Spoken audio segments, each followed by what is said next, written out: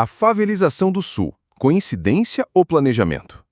Antes de começarmos, pessoal, quero compartilhar algo. Estou iniciando minha caminhada aqui no YouTube e a forma que você pode me apoiar é simples, deixando o like, se inscrevendo no canal e ativando o sininho de notificações. Esse é o combustível que me motiva a trazer cada vez mais conteúdos relevantes e bem pesquisados para vocês. Grato pela inscrição. Agora, bora pro vídeo. Quando olhamos para a forma como o Brasil é retratado no exterior, percebemos algo curioso. Para muitos estrangeiros, nosso país se resume a futebol, favelas e sexo fácil.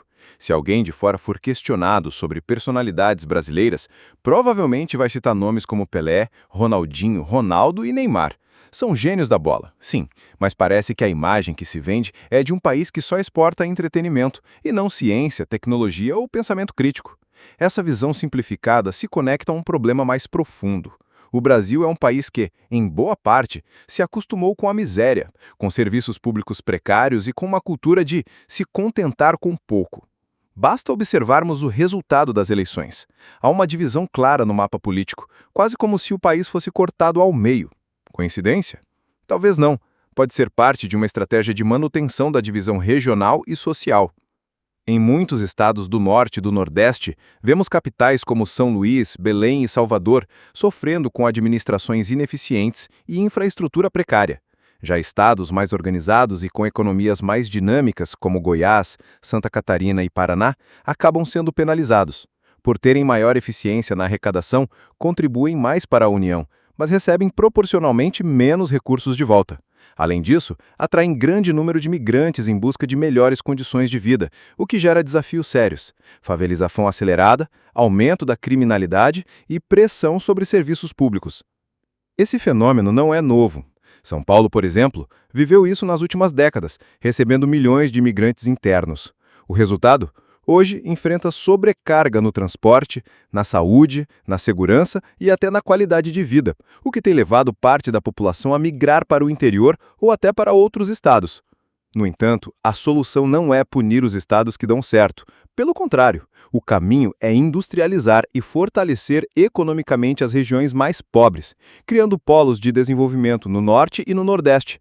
Somente assim será possível reduzir o êxodo, melhorar a qualidade de vida local e equilibrar o país como um todo. Caso contrário, cidades como Curitiba e Joinville podem colapsar em poucos anos devido à migração em massa.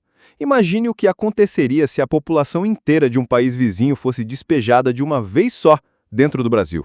Seria insustentável. Além disso, essa concentração descontrolada de pessoas muda a cultura local e pressiona a segurança pública. Não se trata de preconceito, mas de reconhecer que um crescimento urbano sem planejamento gera problemas para todos. É aqui que entra a necessidade de novas lideranças e um verdadeiro projeto nacional. O mundo mudou. A China, que há poucas décadas era considerada pobre e atrasada, hoje é uma potência mundial. E nós, no Brasil? Ficamos para trás. Como já dizia o Dr. Enéas Carneiro, não é falta de dinheiro. Recursos existem, o que falta é competência e visão estratégica de longo prazo.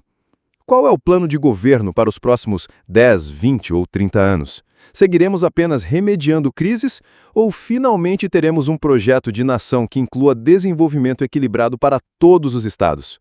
Na minha opinião, deveríamos enriquecer todos os estados, tornar o país mais justo e menos dependente de transferências desequilibradas. Do contrário, só restaria dinamitar tudo e fazer um loteamento novo. Brincadeiras à parte, precisamos mesmo é de industrialização, investimento em educação, inovação e políticas que facilitem a vida do empreendedor em todas as regiões. Se não houver essa mudança, os estados mais produtivos enfrentarão um peso cada vez maior e a desigualdade vai continuar corroendo as bases do Brasil. E você, o que pensa sobre isso? Deixe seu comentário aqui embaixo, porque sua opinião é muito importante. Tamo junto e até o próximo vídeo!